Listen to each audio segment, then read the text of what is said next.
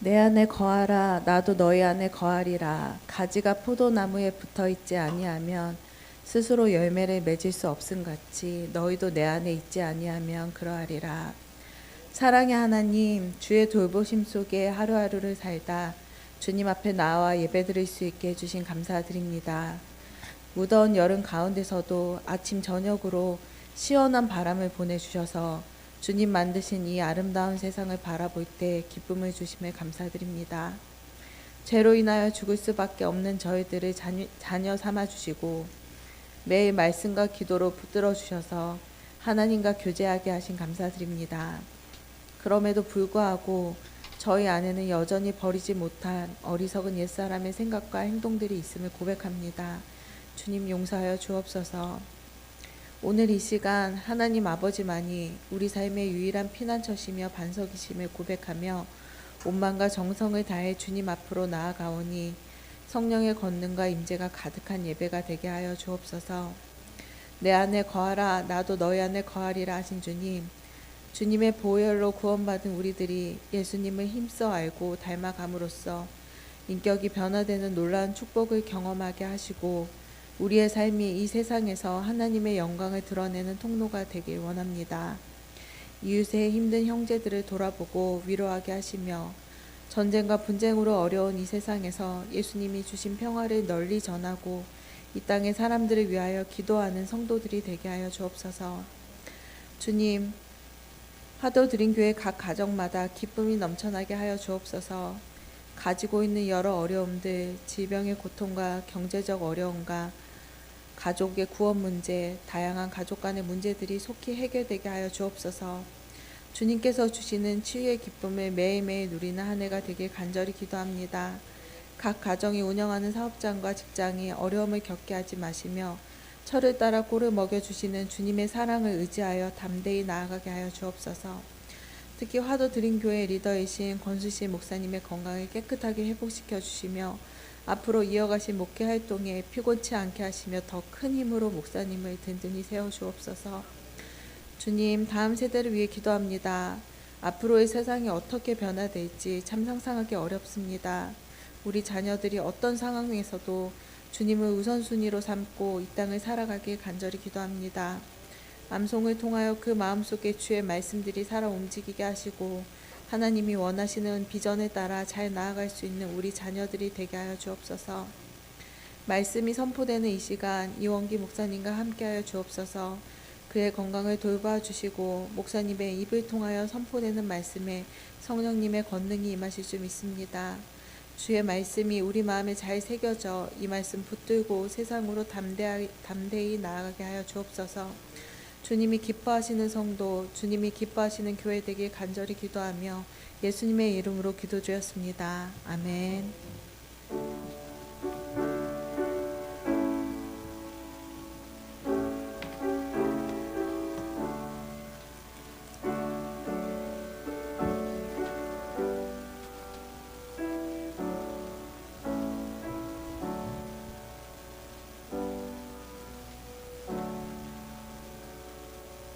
말씀은 로마서 12장입니다. 12장. 로마서 12장.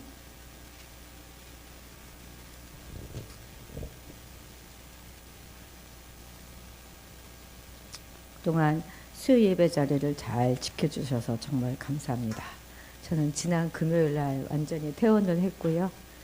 이제 모든 방사선 치료, 항암 치료 다 마쳐서 이제 완전히 깨끗해졌습니다. 이렇게까지 말할 수 없겠지만 잘 이기고 승리해서 돌아왔습니다. 그동안 묵묵히 있는 자리에서 교회를 지켜주시고 기도로 또 여러 가지로 섬겨주신 모든 분들께 감사드립니다.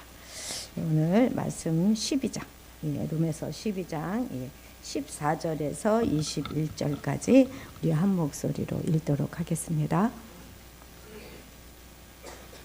12장 14절에서 21절입니다.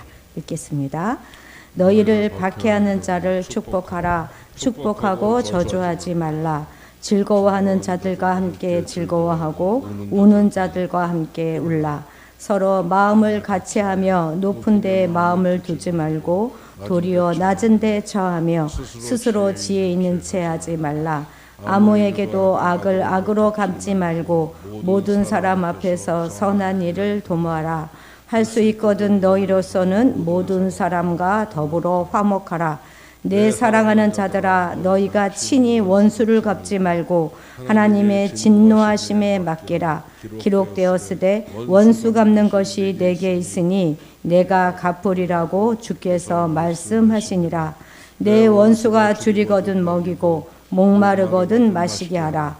그리함으로 내가 숯불을 그 머리에 쌓아 놓으리라. 악에게 지지 말고 선으로 악을 이기라.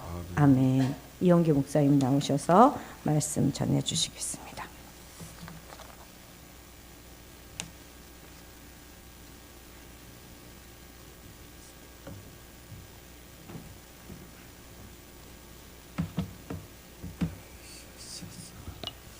자, 기도하겠습니다. 사랑의 아버지 하나님, 항상 지켜주시고 인도해 주심을 감사합니다. 오늘도 귀한 시간 저희들에게 허락하여 주셔서 주님 주신 말씀을 통해서 은혜 받기를 원하고 있사오니 하나님 은혜 받는 시간 되게 이끌어 주시옵소서. 감사하며 예수님 이름 받들어서 기도했습니다. 아멘. 신방을 마치고 집에 나서려던 참이었습니다. 한 집사님이 갑자기 사색이 된 얼굴로 주머니와 소파 위를 다급히 뒤지기 시작합니다. 목사님, 핸드폰이 어디 가는지 없어요. 급한 마음에 내가 전화를 걸어보았습니다. 잠시 정적이 흐르더니 곧이어 집사님의 가방 속에서 벨소리가 울렸습니다. 가방을 뒤져서 핸드폰을 꺼냈던 집사님은 미안한 마음에 어머, 세상에 가방 속에 있었네요. 서로를 보면서 멋쩍은 웃음이 터졌습니다.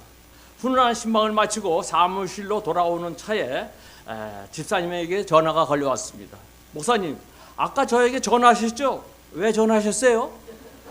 목사님이 웃으면서 글쎄 왜 전화했을까요? 우리는 이와 같이 자주 깜빡깜빡하면서 잊어버리고 삽니다. 집사람이 저에게도 자주 깜빡깜빡한다고 하는데 그러나 우리가 잊지 말아야 될 것은 하나님 주신 말씀입니다. 계시록에 나와 있는 7 교회 가운데 책망보다는 칭찬을 듣는 교회가 있습니다. 서머나 교회인 것이죠. 계시록 2장 8절 9절입니다. 서머나 교회의 사자에게 편지하라. 처음이요 마지막이요 죽었다가 살아나신 이가 이르시되 내가 내 환난과 궁핍을 알거니와 실상은 내가 부유한 자니라. 자신 유대인이라 하는 자들의 비방도 알거니와 실상은 유대인이 아니요 사단의 회당이라. 당시 소모나라는 도시에는 로마 황제의 신전을 유치하는 것을 놓고 15개의 도시들과 경쟁을 벌였는데 소모나가 유치에 성공한 것입니다. 따라서 로마는 충성을 맹세한 소모나의 지역에 경제적으로 많은 지원을 해 주어서 사람들을 윤택하게 하였다고 합니다. 그런데 이것이 역으로는 그리스도인들에게는 환난과 궁핍의 단초가 되었습니다. 황제를 숭배하는 것이 도시 전체가 당연한 것처럼 받아들였을 때에 그리스도인들은 이를 거부했습니다. 또한 소모나와 같은 도시의 위성 도시 사람들도 대부분 장사를 했는데 이런 상인들의 조합이 길드라는 것이었습니다. 이 조합에 가입하여야지만 장사를 할 수 있는데 이 조합에 가입하는 조건이 황제는 나의 주님이시다라는 조건인 것입니다. 이렇기 때문에 소문에 있는 교인들은 그것을 거절했던 것입니다. 그래서 산업도 뺏기고 재산을 몰수당하는 궁핍에 처할 수밖에 없었던 것이죠. 그래서 오늘 본문에요, 내가 환난과 궁핍을 아노니 하고 말씀하고 있습니다. 주님은 소모나 교회에 대해서 환난과 궁핍을 안다고 이야기하면서 그러나 실상은 부유한 자라고 말씀하고 있습니다. 환경은 환난과 궁핍과 핍박의 고통이었지만 그러나 그들의 믿음, 신앙은 위대한 신앙인이었음을 주님께서 아신다고 이야기하고 있는 것이죠. 우리들의 신앙생활 하다 보면요, 우리들의 삶 속에 또 예의치 않은 고난과 핍박을 받을 경우가 있습니다. 그때 주님은 뭐라고 합니까? 저주하지 말고 축복하라고 말씀하고 있는 것이죠. 14절입니다. 너희를 박해하는 자를 자를 축복하라. 축복하고 축복하고 저주하지 저주하지 말라. 이 말씀은 제가 제주도에 있을 때 하나님으로부터 들은 말씀이었습니다. 저희들이 제주도로 내려갈 때에 하나님의 인도하심이었지만 원래는 장사를 하여 돈을 벌려는 욕심 때문에 12인승 봉고차를 갖고 내려갔었습니다. 중간에 배노로 바꾸면서 부족한 돈을 사장에게 구워서 배노로 바꿨습니다. 근데 장사가 생각처럼 잘 되질 않았던 것입니다. 그래서 장사를 그만한다 하니까 사장이 차 키를 뺏어버리는 것입니다. 당시 차가 없으면 아무것도 할 수 없었기 때문에 키를 빼앗겼기 때문에 집사람을 항의하려고 사장에게 따지러 갔는데 입에 침이 말라갖고 아무 말도 못하고 나왔습니다. 저 또한 당연히 황당한 일이라서 교회에 가서 하나님께 하나님 그 사장 손 좀 봐줘야 되는 거 아닙니까? 라는 생각에 교회에 가서 하나님께 부르짖으려고 하였는데 하나님은 말씀을 주시기를 그를 저주하지 말고 그에게 축복하라는 말씀을 주시는 것이었습니다. 저는 그 당시에 이 말씀이 있는지도 몰랐습니다. 그런데 저주하지 말고 축복하라는 하나님의 말씀으로 인해서 저는 저주하는 것이 아니라 그 사장 사업을 위해서 축복 기도만 하고 나왔었습니다. 지금 생각해 보니까 하나님의 뜻과 계획이 따로 있는데 저는 계속해서 이 차량으로 장사하는 생각만 갖고 있었기 때문에 하나님은 사장을 통해서 저의 방향을 바꾸게 하였기 때문에 축복하라 하신 것이었습니다. 결국 거처도 제공하고 월급도 주는 교회의 관리인으로 들어가서 거기서 신학까지 하고 또 목회까지 하게 하는 하나님의 뜻이 있었던 것입니다. 오늘 본문에요. 축복하고 저주하지 말라. 축복하라는 것은 무엇인가? 하나님의 뜻이죠. 그렇다면 저주하라는 것은 인간의 본성, 그 안에 사단이 역사하고 있는 것입니다. 왜 그렇습니까? 아담과 하와가 범죄함으로 죄가 우리를 지배하고 있었기 때문입니다. 죄를 지배하는 것은 사단이기 때문에 사단이 어떻게 하기를 원합니까? 사단은 우리로 하여금 싸우라, 저주하라고 원합니다. 즉 의협심을 내세워서 그와 싸우라는 것이죠. 우리가 혼돈할 수 있는 것은 악한 자들과 박해하는 자들과 싸우는 것이 하나님의 영광을 위해서 싸운다 생각하는 경우가 있습니다. 내가 싸우는 것이 의로운 싸움이요, 내가 싸우는 것이 선한 싸움이므로 내가 반드시 이겨야 되는 싸움이라 착각하고 있는 경우가 있죠. 성경에서 우리는 베드로를 예로 들을 수 있습니다. 예수님을 체포하기 위해서 나온 군병들에게 예수님을 지키는 것이 베드로에게 중요한 일처럼 보였습니다. 나쁜 사람들이 예수님을 잡아가서 십자가에 못 박아 죽이려 하는데 그 예수님을 보호하여 주는 것이 하나님을 위해서 일하는 것이고, 또 악한 사람들을, 무지한 사람들을, 불법으로 저지르는 사람들이 예수님을 잡아가는 것을 못 잡아가게 하는 것이 의로운 일이고 선한 일이요 하나님이 기뻐하시는 일이라고 베드로는 생각하고 어떻게 했습니까? 칼을 빼들었습니다. 요한복음 18장하고 마태복음 26장입니다. 이에 베드로가 그것을 빼어 대제사장의 종을 쳐서 오른편 귀를 베어버리니 그 종의 이름은 말고라. 예수께서 베드로를 이르시되 칼을 칼집에 꽂으라. 아버지께서 주신 잔을 내가 마시지 아니하겠느냐 하시니라. 마태복음 예수께서 26장 예수께서 함께 있던 자들 중에 하나가 손을 펴 칼을 빼어 대제사장의 종을 쳐 그 귀를 떨어뜨렸으니 이에 예수께서 이르시되 52절입니다. 이르시되 내 칼을 도로 칼집에 꽂으라. 칼을 가지는 자는 다 칼로 망하느니라. 베드로가 그들과 싸우려고 그래서 칼을 빼서 대제사장 즉 말고의 귀를 잘랐습니다. 근데 그 베드로를 향해서 예수님께서 베드로야 너 정말 고맙다, 너밖에 없다 라고 말씀하신 것이 아니죠. 베드로를 향해서 내 칼을 도로 칼집에 꽂으라. 칼을 가지고는 다 칼로 망하느니라 말씀하시면서 아버지께서 주신 잔을 내가 마시지 아니하겠느냐, 즉 내가 하나님께서 주신 사명을 감당하여야 될 것이라는 말씀을 하고 있는 것입니다. 우리를 위해서 하나님을 위해서 내가 싸우면 그것이 의롭고 선한 일이 될 것이라고 생각하였는데 예수님은 아니죠. 너희를 박해하는 자를 위해서 기도하라고 말씀하고 있습니다. 마태복음 5장 43절에서 45절까지입니다. 내 이웃을 사랑하고 내 원수를 미워하라 하였다 하는 것을 너희가 들었으나 나는 너에게 이르노니 너희 원수를 사랑하며 너희를 박해하는 자를 위하여 기도하라. 이와 같이 한즉 하늘에 계신 너희 아버지의 아들이 되리니 이는 하나님이 그 해 악인과 선인에게 비추시며 비를 의로운 자와 불의한 자에게 내려 주심이니라. 그렇게 하는 것이 하나님의 도리인 것이야. 하나님은 악한 사람과 선한 사람에게 다 같이 햇빛을 비추고 의롭과 의롭지 못한 사람에게도 똑같이 비를 내려주시는 것이 하나님의 뜻이었던 것이죠. 우리에게 상처 준 사람들, 우리를 힘들게 하고 괴롭게 한 사람들, 내게 고난과 핍박을 준 사람들, 이런 사람들은 어떻게 해요? 우리 신앙을 방해하는 사람들까지도 어떻게 해요?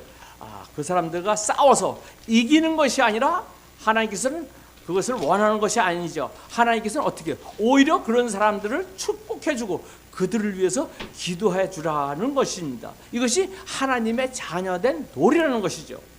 주님께서 우리에게 주신 말씀과 오늘 바울의 또한 본 말씀과 맥을 이루고 있는 말씀이 있습니다. 로마서 12장 17절입니다. 아무에게도 악을 악으로 갚지 말고 모든 사람 앞에서 선한 일을 도모하라. 아무에게도 모든 사람 앞에서 악을 악으로 갚지 말고 선으로 대하라는 것이죠. 즉 악을 악으로 갚지 말라. 이 말씀은 무엇입니까? 복수하지 말라는 것이죠. 왜? 우리에게 악을 행한 사람들에게 복수하니까 복수에 복수를 낳고 복수에 악순환이 생기기 때문에 문제 해결이 되지를 않는 것입니다. 지금 이란과 미국과의 관계를 전쟁에서도 보면요, 서로 복수한 가운데서 문제가 끝나는 것이 아니라 계속 연장시키는 결과를 볼 수 있습니다. 18절입니다. 할 수 있거든 너희로는 모든 사람과 더불어 화목하라. 모든 사람과 화목하라는 말씀은 우리를 사랑해 주시고 우리가 사랑하는 사람만 화목하라는 것이 아니죠. 이 말씀은 우리를 핍박하는 자들, 우리들의 원수까지도 그들과 화목하라는 말씀인 것입니다. 이것이 어떻게 가능하겠습니까? 에베소 2장 14절에서 16절까지입니다. 그는 우리 화평이시니라. 둘로 하나를 만드사 원수된 것 곧 중간에 막힌 담을 자기 육체로 하시고 법정으로 된 계명의 율법을 폐하셨으니 이는 이 들로 자기 안에서 한 세 사람을 지어 화평케 하시고 또 십자가로 이들을 한 몸으로 하나님과 화목케 하려 하심이라. 원수된 것을 십자가로 소멸하시고. 예수님은 우리를 평화가 되게 하신 분이십니다. 그분은 유대인과 이방인의 갈라놓았던 담을 허물고 하나가 되게 하셨습니다. 원수되었던 유대인과 이방인들 사이를 화목케 하시기 위해서 한 몸을 이루셨던 분이신 것이죠. 그래서 누군가 나에게 악을 행했다 하면은, 누군가 나에게 나쁜 짓을 했다 하면은 원수되는 것이 아니라 그 사람을 향해서 본을 보여주려는 것이죠. 오히려 선을 행하고 축복함으로 모든 사람과 예수님이 행하였던 것처럼 화목하라는 말씀인 것입니다. 그것이 하나님의 자녀된 도리인 것이죠. 그렇다면 성경의 반대로 우리의 본성은 어떠한 생각을 갖고 있습니까? 우리를 유혹하고 있습니까? 너는 가만히 있으면 안 돼. 너는 그렇게 나쁜 짓을 당했는데 너 가만히 있을 거냐? 너 바보 되는 거야. 너만 소문내 보는 것이냐? 그게 아니지 않냐라고 우리의 마음을 자극합니다. 우리의 제약된 본성을 자극합니다. 원수를 갚아야 된다고 사탄이 우리 마음속에서 마음을 자극하고 있습니다.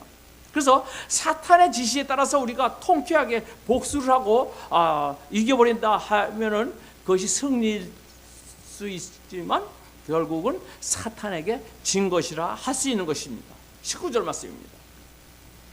네, 19절이요. 내 사랑하는 자들아, 너희가 친히 원수 갚지 말고 하나님의 진노하심에 맡기라. 기록되었을 때 원수 갚는 것이 내게 있으니 내가 갚으리라 주께서 말씀하시니라. 이 말씀은 신명기의 말씀을 인용한 것입니다. 신명기 32장 35절입니다. 그들이 실족할 때 내가 보복하리라. 그들의 환난 날이 가까우니 그들에게 닥칠 그 일을 속히 오리로다. 원수 갚는 것은 나의 일이다. 즉 내가 갚아주겠다, 보복하겠다고 얘기하는 것이죠. 원수 갚는 것은 하나님께서 하여 주시겠다는 것이죠. 즉 원수 갚는 것은 하나님의 일이라는 것입니다. 그런데 그 하나님의 일을 내가 뺏어갖고 내가 원수를 갚아버리면은 그건 어떤 의미가 있습니까? 내가 하나님의 일을 뺏어버린 것이 되는 것이죠. 하나님이 하시겠다는 것을 하나님이 무시하고 하나님에 대해서 월권 행위를 하는 결과를 나타내는 것입니다. 그것은 괜찮은 것이 아니라 하나님 앞에 큰 죄가 되는 것입니다. 우리나라에서도 법이 있죠. 경찰이 있고 검찰이 있습니다. 사법부가 있습니다. 그런데 자기가 직접 칼을 들고 범인을 잡겠다고 가서 범행을 저지르면은 그것은 월권행위고 그것은 범죄인 것이죠. 마찬가지로 하나님께서 내 모든 복수가 나에게 있다고 하는데 내가 원수를 갚겠다 하면은 그것은 하나님 앞에 죄악인 것입니다. 마치 하와가 하나님처럼 되려고 선악과를 따먹은 결과인 것이죠. 창세기 3장 4절 5절입니다. 뱀이 저에게 이르되 너희가 결코 죽지 아니하리라. 너희가 그것을 먹는 날에는 너희 눈이 밝아져 하나님과 같이 되어 선악을 알 줄을 하나님이 아심이니라. 하나님께서 말씀하신 대로 내가 순종하며 하나님이 판단해 주신 대로 내가 살겠다 하는 것이 아니라, 즉 내가 선악과를 따먹고 눈이 밝아져서 내가 판단하고 내가 선이 무엇이고 악이 무엇인지를 하나님과 같이 되겠다고 생각하기 때문에 선악과를 따먹었던 것이죠. 이와 같이 똑같은 죄를 하나님이 하시는 걸 내가 한다, 원수 갚는 것을 내가 원수 갚는다 하면은 하와 같이 똑같은 죄를 짓는 것이라 할 수 있습니다.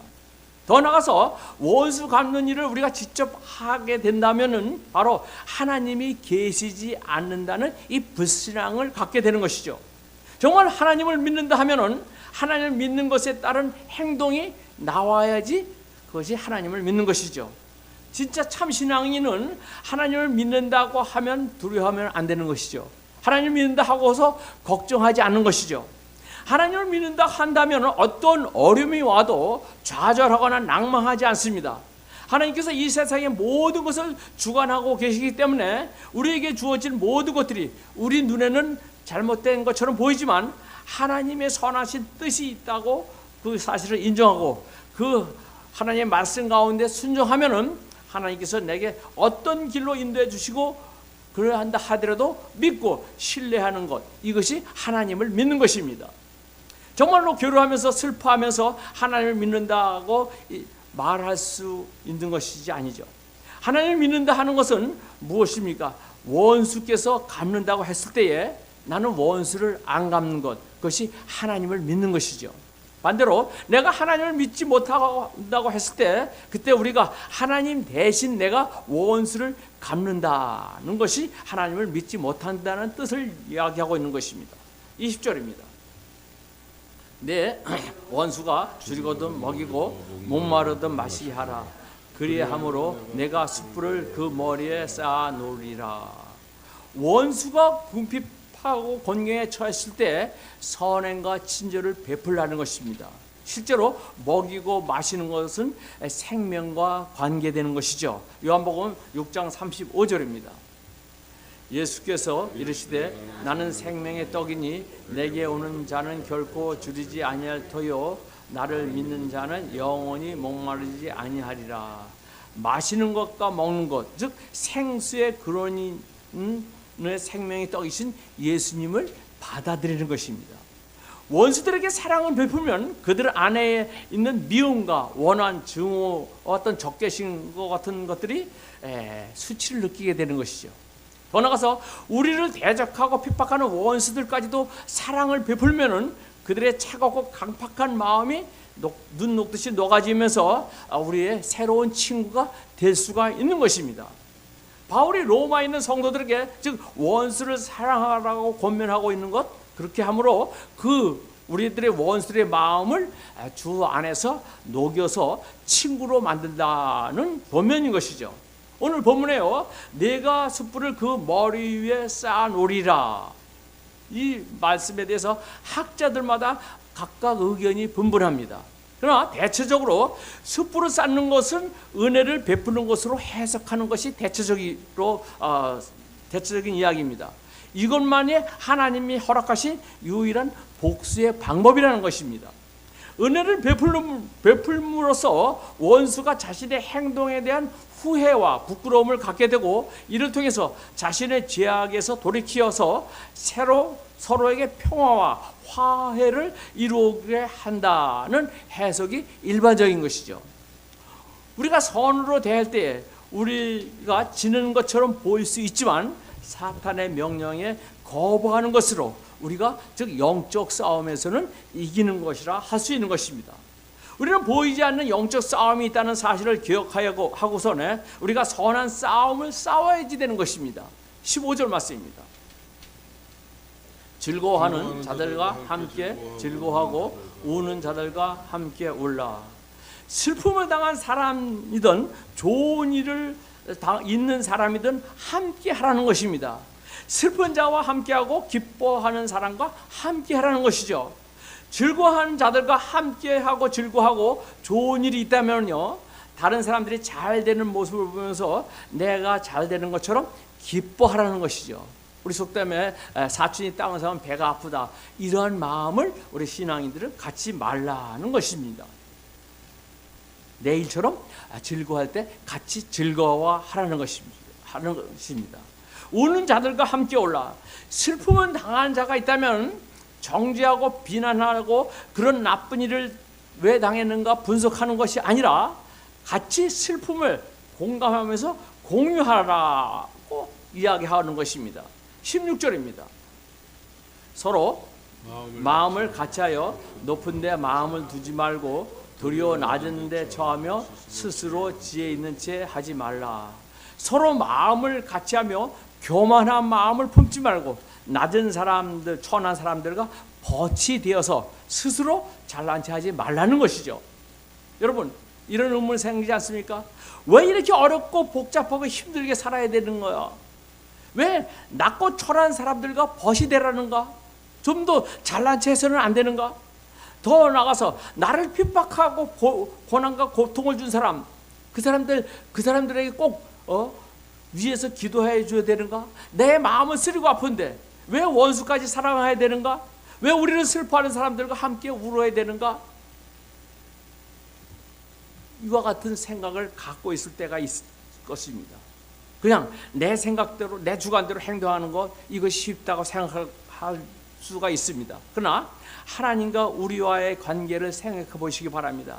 하나님께서는 우리가 원수 되었을 때 우리를 심판해버리고 속 시원하게 끝내버릴 것이 아니라 원수된 우리를 위해서 하나밖에 없는 그 아들 예수님을 이 세상에 보내서 십자가에 피 흘려 못 박혀 죽게 만드시고, 그 하나님의 일방적이고 풍성한 그 하나님의 사랑 때문에 우리가 구원받았기 때문에 우리도 그 하나님의 사랑을 던집어서 이웃과 화평하게 지내고 또 원수를 위해서 기도하는 것 당연한 것이 아닌가라는 생각을 가질 수 있습니다. 그러므로 우리 모든 사람과 더불어 화목하고 화평하고 생활함으로써 하나님의 자녀로서의 도리를 다할 수 있는 여러분과 저가 되기를 주님의 이름으로 축원을 드립니다. 기도하겠습니다. 선을 행하고 축복함으로 모든 사람과 더불어 화목하라는 말씀에 순종함으로 하나님의 자녀로서의 도리를 다할 수 있는 믿음을 저희들에게 허락하여 주셨기만을 예수님 이름 받들어서 기도했습니다.